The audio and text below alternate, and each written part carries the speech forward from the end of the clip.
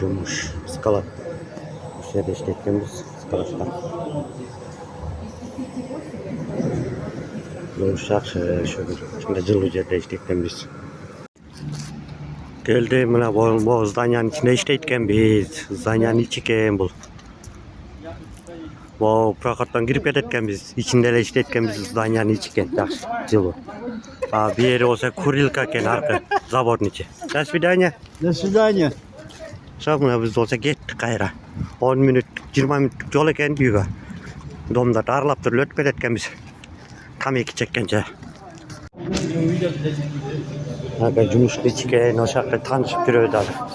Aga içine gel işte başkandan tatam. Volvo'sa stalovay. Stalovay.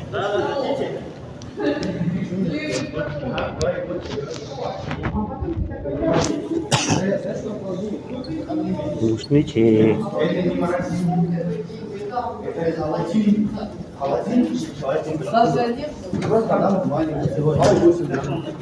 Skalattan gel atas skalattan. İçeride kamera kendine kamerana telefon armağana korkuyla. Hem oğlum da olsa tartatlan polum.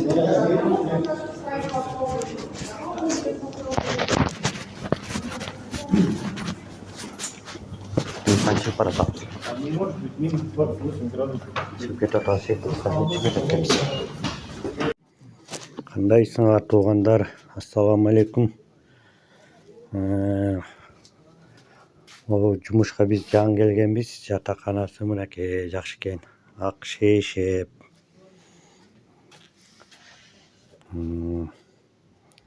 Evde cumuş yaxşı leken. Yatakhana yaxşı. Biz yatkan yerden başladı da barıca. Hapşişten niçe bul.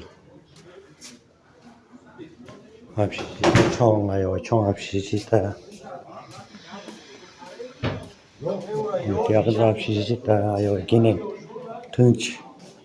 Bizde yok. Barı yaxşı dedi. Sarın gelip yerine gelip tamak samağın jasayı öğretti. Tamak samağın jasa ol komnatasına girip getet. Biz 3. etaj bu. Bir duş, 1. etajda duş. Duşları var yaxşı. Ayoy taza duşları. Tuvaleti de taza. Vardır yaxşı. Bu hapşişe duş buna bu jeri bol eşikteken duş patolda. Hapşişten içi bu 1. etaj. 3. etajda girgende, eşikten girgende oң жаққа барып жататкенбіз. Bu жақтан жашашаткен боларда. Bu eşiklerde. Biz girgende onunla girip жашайткенбіз. Bu жақ жақта екенбіз. Жақсы екен.